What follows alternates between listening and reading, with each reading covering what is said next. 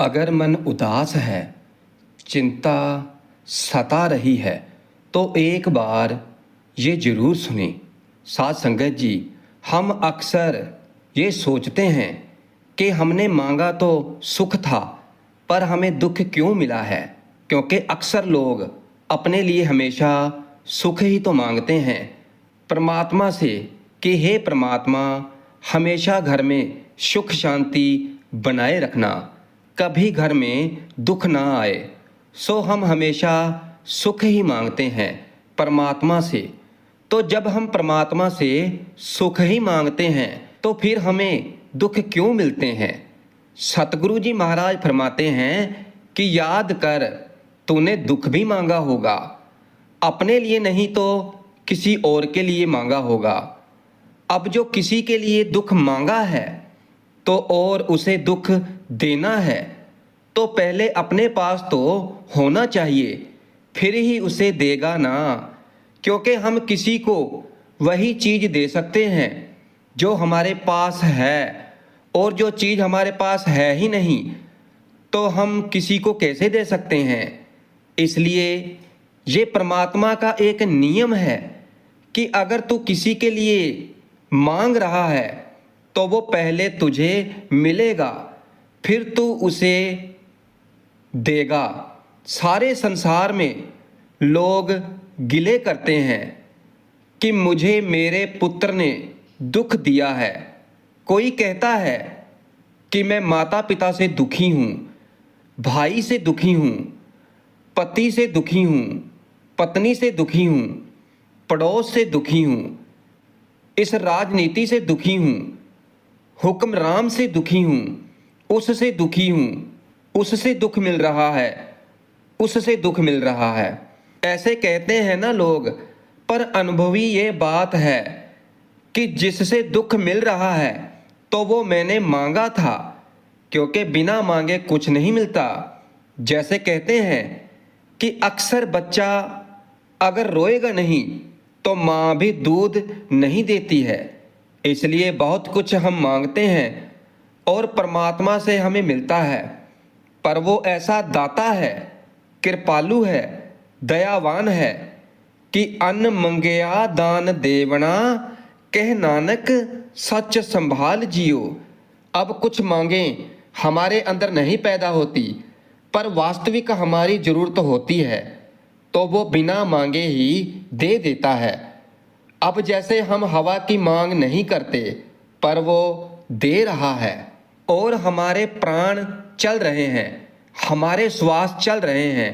जो हमने मांगा तो नहीं था, फिर भी वो हमें दे रहा है। और अगर हवा एक सेकंड भी ना हो तो हमारी होंद खत्म हो जाएगी। और देखो, ये तो हमें बिना मांगे ही मिल रही है। हम मांगते नहीं, पर वो दाता बड़ा बेअंत है, कृपालु है। उसे पता है कि हमें किस चीज़ की ज़रूरत है, तो वो हमें वो चीज़ बिन मांगे ही देता रहता है। जितना ज़रूरी है तो वो बिना मांगे ही मिल रहा है, और जो गैर ज़रूरी है तो वो मांगने से और प्रसाद से प्राप्त होता है। अब दुख का असल कारण क्या है, मूल कारण क्या है? इच्छाएं। अब अगर एक इच्छा होती तो ये कभी की पूर्ण हो गई होती, खत्म हो गई होती, पर इच्छाओं की तो कोई गिनती है ही नहीं। इच्छाएं बढ़ती जा रही हैं, और जैसे जैसे इच्छाएं बढ़ती जा रही हैं तो दुख बढ़ते जा रहे हैं। और ये बड़ी ही प्रबल सच्चाई है कि मांग का सारा जगत ही, कि सारा का सारा जगत ही दुखी है। तो इसका मतलब है कि हर इंसान के अंदर इच्छाओं के दरिया बह रहे हैं, मांगने के दरिया बह रहे हैं। हमें आज तक जो कुछ भी मिला है तो वह हमारी मांग है, और मांग हर रोज बढ़ती ही जा रही है। और इन्हीं मांगों ने और इन्हीं इच्छाओं ने हमारा बार बार जन्म कराते जाना है। क्योंकि मांग ज़्यादा है, इच्छाएं ज़्यादा हैं, पर जीवन छोटा है।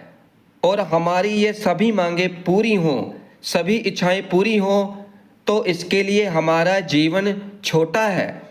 तो फिर परमात्मा और जन्म देता है, और जन्म देता है, और जन्म देता है, और फिर और जन्म में और इच्छाएं भी और मांगें भी साथ साथ जन्म लेती हैं। इसलिए इच्छाओं का ये प्रभाव जन्म मरण का प्रभाव बन जाता है। उम्मीद है बात समझ में आ गई होगी कि कामनाओं का ये प्रभाव जन्म मरण का प्रभाव बन जाता है, और जन्म और मरण के प्रभाव को अगर रोकना है कि हमारा ये जन्म मरण समाप्त हो जाए, हम बार बार जन्म ना लें, हमें बार बार जन्म ना लेना पड़े, हमारा आवागमन समाप्त हो जाए, हमें मुक्ति मिल जाए, तो सतगुरु महाराज फरमाते हैं कि काहू फल की इच्छा नाही बाछे, केवल भगत कीर्तन संगे राचे। और यही तो बड़ा मुश्किल काम है, बस केवल यही मुश्किल है।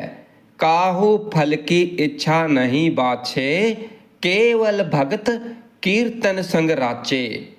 यूरोप के दार्शनिक ऐसा कहते हैं कि हिंदुस्तान के संत बिल्कुल पागलपने की बातें करते हैं। वो कहते हैं कि अगर फल की इच्छा ही नहीं तो मनुष्य काम क्यों करेगा, यत्न क्यों करेगा, कर्म क्यों करेगा, फिर जरूरत ही क्या है फल की। इच्छा पहले रखते हैं और कर्म बाद में करते हैं। किसान फल की इच्छा पहले रखता है, बीज बाद में बोता है। फल की इच्छा पहले रखता है, दुकानदार दुकान बाद में खोलता है। बिजनेस बाद में कोई शुरू करता है, इच्छा पहले। फल से रहित हो जाए मनुष्य तो कर्म से रहित हो जाएगा। तो ऐसा यूरोपियन विद्वान कहते हैं। सभी के सभी कर्मों की गति चलती है, फल की इच्छा। अब सतगुरु की वाणी कहती है कि भारत के सभी संत ये कहते हैं, काहू फल की इच्छा नहीं बाछे, केवल भगत कीर्तन संग राचे। जब कीर्तन सुनने के लिए बैठ गया है, कीर्तन करने के लिए बैठ गया है, सिमरन करने के लिए बैठ गया है, काहू फल की इच्छा नहीं बाछे, तो बिल्कुल भी अंदर कोई भी इच्छा ना रखे कि मुझे वो भी मिल जाए, मुझे ये भी मिल जाए। भीतर कोई भी इच्छा ना हो। जब परमात्मा की भक्ति करे, नाम जपे, केवल कर्म करे, केवल जप करे, अब फल की इच्छा भीतर रखकर सारा संसार कर्म करता है, तो इनको संसारी कहते हैं। ये तो आम लोग हैं। इसी तरह कहते हैं, इनके सभी कर्म प्रेरित होते हैं इच्छाओं से, फल की इच्छाओं से। मगर जिसको ये समझ में आ जाता है कि एक दिन ये इस जीवन का प्रभाव तो रुक जाएगा, पर इच्छाओं का प्रभाव तो चलता रहता है, और वही इच्छाओं का प्रभाव फिर अगला जन्म करवा देगा, क्योंकि जीवन समाप्त हो जाता है। मगर इच्छाओं का प्रभाव चलता रहता है, तो वही प्रभाव अगला जन्म करवा देता है, और अगला जन्म करवा देगा। इसलिए जो कुछ आज हमें प्राप्त हुआ है, मिला हुआ है, तो ये हमारी इच्छा थी। सुख मिला है तो हमारी इच्छा थी, और जितने दुख मिले हैं तो ये भी हमारी इच्छा ही थी, क्योंकि हम सुख मांगते हैं अपने लिए और दुख मांगते हैं किसी और के लिए।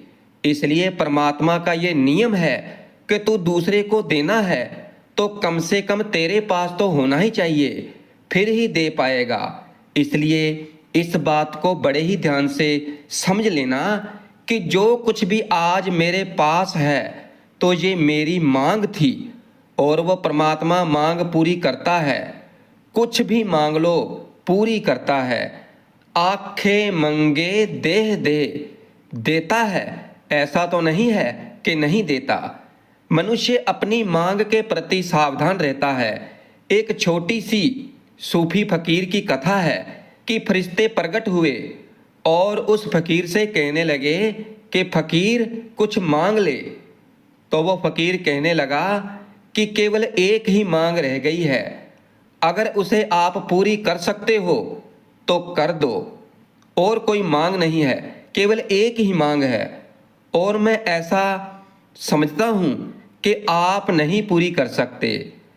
फिर ऐसा सुनकर फरिश्तों को बड़ा दुख हुआ कि ये तो हमारी बेइज्जती कर रहा है। हम इसकी झोली में वर डालने के लिए आए हैं, इसे कुछ देने के लिए आए हैं। ये कोई मांगे तो हम दें, और ये कहता है कि एक ही मांग रह गई है और वो आप पूरी नहीं कर सकते। फिर फरिश्ते उस फकीर से कहने लगे कि इल्ज़ाम तो तू हमारे ऊपर बाद में लगाना, जब हम तुझे दे ना सकें, फिर ये इल्ज़ाम हमारे ऊपर लगाना। पर कमाल की बात है कि हमने कोई गुनाह किया ही नहीं, हमारे से कोई कसूर हुआ ही नहीं है, और हमें पहले ही देने लगा है। फरिश्ते बोले, तू मांग तो सही, हम तुझे जरूर देंगे, क्या मांग है तेरी? फिर वो फकीर कहने लगा कि एक ही मांग है मेरी, फरिश्तों, कि मेरे हृदय में कोई इच्छा, कोई मांग बाकी ना रहे, सभी समाप्त हो जाए, बस यही एक मांग है। और फिर वो फरिश्ते चले गए, बिना दिए ही चले गए। तो इससे ये नुक्ता बयान कर रहा है फकीर कि कोई देवी देवता इच्छाओं से मुक्त नहीं कर सकता। अगर कर सकता है तो केवल वो परमात्मा ही कर सकता है, क्योंकि जब वो मिल जाता है तो फिर अंदर कोई इच्छा नहीं रह जाती। सभे इच्छा पूरियां जा पाया अगम अपारा। उससे पहले कोई इच्छा ऐसे समझ लो पूरी नहीं होती, क्योंकि एक पूरी होती है तो 10-20 को जन्म दे जाती है। तो इस तरह ये इच्छाओं का प्रभाव चलता रहता है, उसमें से कुछ पूरी होती रहती हैं और निरंतर जन्म लेती रहती हैं। और इच्छाओं का पैदा होते रहना तो यही हमारे जन्म मरण का कारण बनती है। और अगर यही सच्चाई, यही मूल बात, असल बात हमारे समझ में आ जाए तो फिर नाम का सिमरन करते समय, नाम जपते समय, भजन बंदगी करते समय कल की बात तो छोड़ो, आज से ही आनंद मिलना शुरू हो जाएगा, अभी आनंद की प्राप्ति हो जाएगी। इसी को बाबा फरीद जी कहते हैं, आज मिलावा शेख फरीद, कि भाई आज ही क्यों नहीं, कल पर क्यों डालता है, क्यों अगले जन्म पर छोड़ता है। आज मिलावा शेख फरीद, हाकम कुजनिया मनो मछिंदड़ियाँ। ये मन को मछराने वाली, मन को भटकाने वाली इच्छाएं, वासनाएं, कामनाएं, तो इनको अपने अंदर से निकालकर बाहर फेंक। और अगर ये प्रभाव चलता रहा तो फिर जन्म मरण का प्रभाव भी चलता रहेगा, और ये प्रभाव चलता रहा तो फिर दुखों का प्रभाव भी साथ साथ चलता रहेगा। तो पता है दरियाओं में क्या होता है, प्रभाव होता है। पानी आगे गया तो पीछे और पानी, पीछे और पानी। एक महात्मा जी कहते हैं कि एक नदी को दोबारा पार नहीं किया जा सकता। क्यों? क्योंकि जब मैं दोबारा उसे पार करूंगा तो पहले से कितना पानी होगा। ये वो नदी थोड़ी है जिसको मैंने पहले पार किया था, उस समय कुछ और पानी था, कितना प्रभाव बढ़ गया तो और पानी है।